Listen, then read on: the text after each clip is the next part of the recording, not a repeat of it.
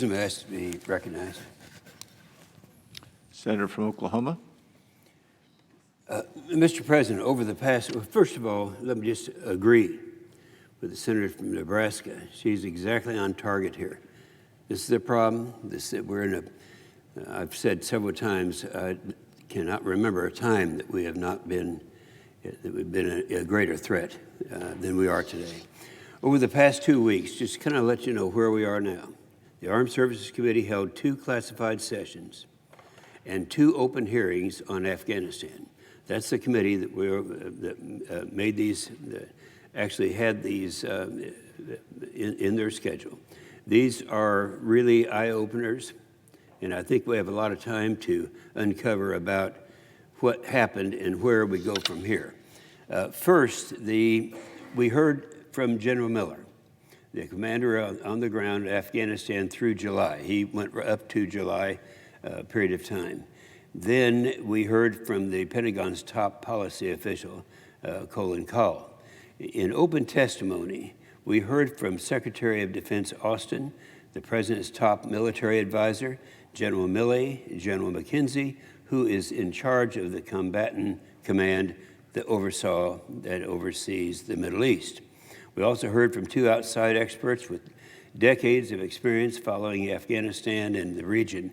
Here's what we learned. I'm going to list these things. There are actually 7 things that we learned. This is very significant.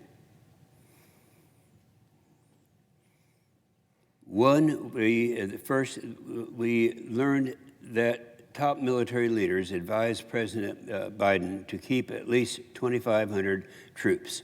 Now, the president came out and said that wasn't true, and yet every military person who's offered testimony has said, yes, that's exactly true. They all recommended to President Biden to keep at least 2,500 troops in Afghanistan. If not, then you know what results are coming from that, and you know what we're living with today. Now, this advice goes counter to what President Biden told the American people back in August. He said his generals did not advise him to leave troops there. Now we know that that's just not true. And we know that he said that and he misled the American people. This is the very significant point. The second thing, out of 7, we learned that al-Qaeda was never gone from Afghanistan. As Biden says, they were there all along, and they were a big part of the Taliban's victory. Now they're focused on external operations. Al-Qaeda and ISIS could be able to strike America's soil as soon as a year from now. That's striking us on our soil here in America. Even worse, the withdrawal of Afghanistan was a shot of adrenaline in the arm of the radical Islamic terrorists everywhere. They're now having a victory to point to. The third thing, we learned that by completely withdrawing from Afghanistan, we nearly zeroed out our capabilities to strike those same terrorist organizations. We understand this. Not many people would disagree with this. General McKenzie said he was not confident that the United States would be able to prevent al-Qaeda or ISIS from using Afghanistan as a launching pad for terrorist activity. And here's why. And this is important. The administration isn't talking about this. Afghanistan poses a unique set of challenges. It's landlocked. We don't have any bases nearby. And this was driven home by our senator a few minutes ago from Nebraska. Our generals confirmed that it's extremely difficult and costly to get the intelligence and conduct the types of operation the president said he would do. And this came from all of the military leaders. Let's not forget, we still have killed the terrorists directly responsible, have not killed the terrorists directly responsible for the attack that killed 13 United States service members. Just imagine that. They're still out there. President Biden decided to put the Taliban in charge, hoping they'd change. The first thing they did was broadcast a video on Afghan national TV saying the United States deserved the 9/11 attacks Turns out that the Taliban is the old Taliban. They haven't really changed a bit. And what this means is that Afghanistan is now the safest place in the world for radical Islamic terrorism. We're at greater risk and we're less safe. The fourth thing, out of 7, we learned, and I quote General McKenzie directly, the war on terror is not over. And the war in Afghanistan is not over either. But President Biden told the American people told the whole world that the war is over. We know better than that. Evidently, the terrorists didn't get the memo, as General Milley put it. Al-Qaeda is still at war with us and never has not been. Number 5, we learned without a shadow of doubt that our allies and partners, and our adversaries too, that they are questioning our credibility and resolve. In fact, General Milley said our credibility has been damaged. At least the last week's hearing, our experts confirmed that President Biden's botched withdrawal has caused our allies to question our ability to stick to our strategies and policies. And number 6, we learned that our military leaders would not call President Biden's evacuation operation an extraordinary success like he did. General Milley called it a strategic failure. Now, I want to be clear. This wasn't a failure on the part of our troops. Our troops served admirably. They rescued 120,000 people. They did what they were told to do. Their commander-in-chief led them astray. As Dr.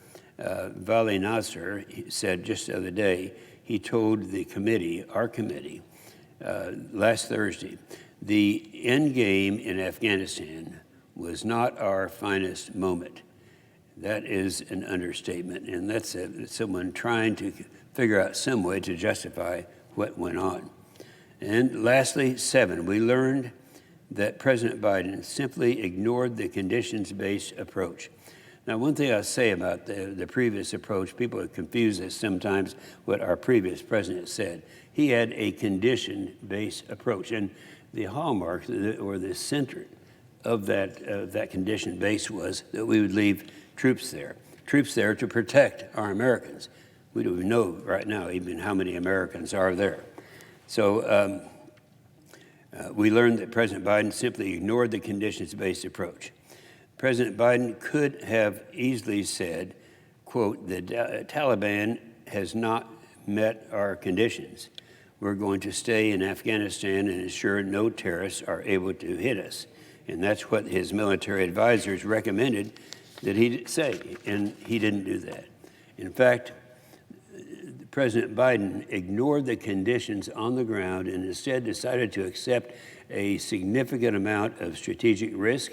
That means the United States is left safe today, and our credibility for the future is shot through, and that's what his decision means.